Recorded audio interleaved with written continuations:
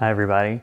Today I wanted to go over Chatturanga. So Chatturanga is one of the basic flow sequences that you'll see in a lot of yoga classes. It basically consists of going from a high plank to a low plank, and then from there to either up dog or cobra, and then from there back to down dog.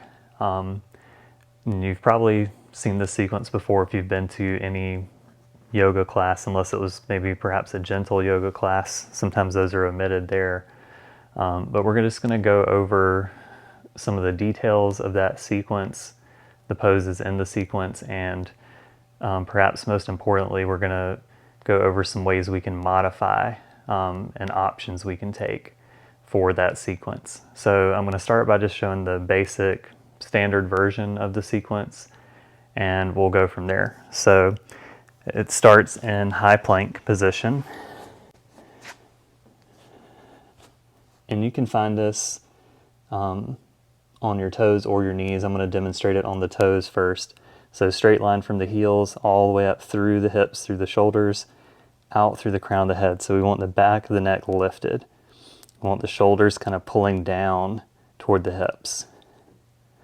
As you exhale, you start to bend the elbows, not shifting forward, not letting the shoulders go up. Low plank, and then inhale, draw forward into up dog, exhale back to down dog. And then you would just continue your flow from there.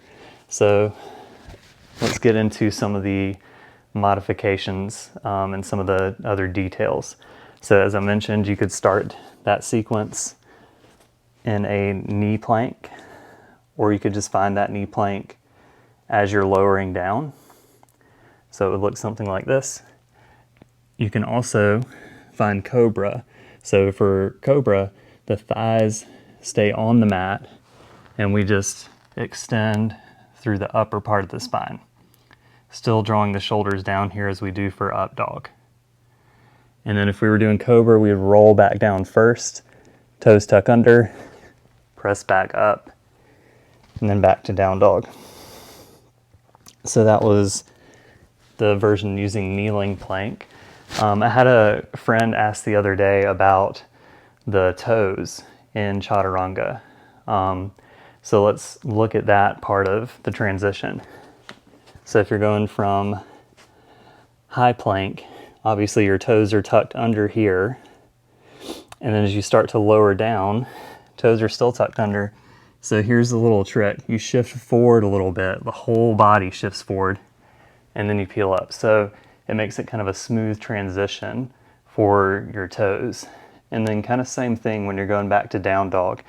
You kind of move through that high plank position, and then as you're coming to down dog, I usually do 1 foot at a time for that transition. I guess you could just kind of roll straight back, but I always have to kind of walk my feet a little bit, so that works for me.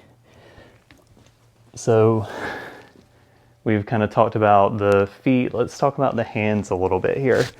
For some people, the wrists are a concern, and there's a lot of different ways we can address that. One of the simplest ways that we can modify is to roll up our mat, and we can put this edge of the mat under the heel of our palm, and that just puts us in a less extended wrist position. So you could just find your plank there, toes or knees, lower down like that, find your up dog or cobra, and then go back to down dog. So that can be really helpful.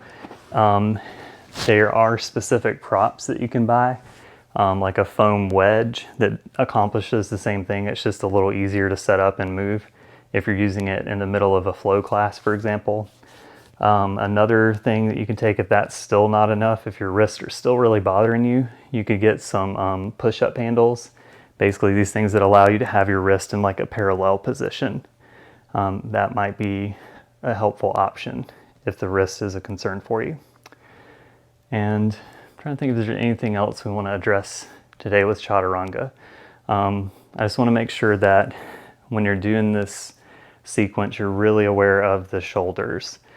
A really common error is to let the shoulders hunch forward and to retract, to let the scapula draw toward each other, so they're kind of winging out.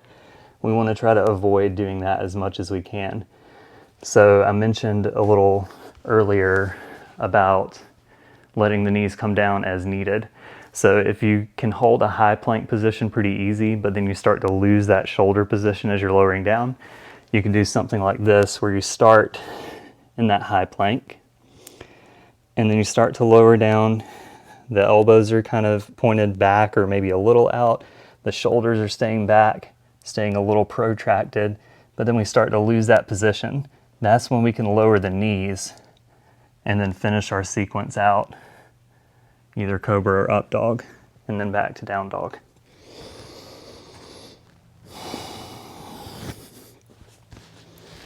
All right, so I hope that was helpful. And I'm intending to release more of a power flow style sequence in a few days.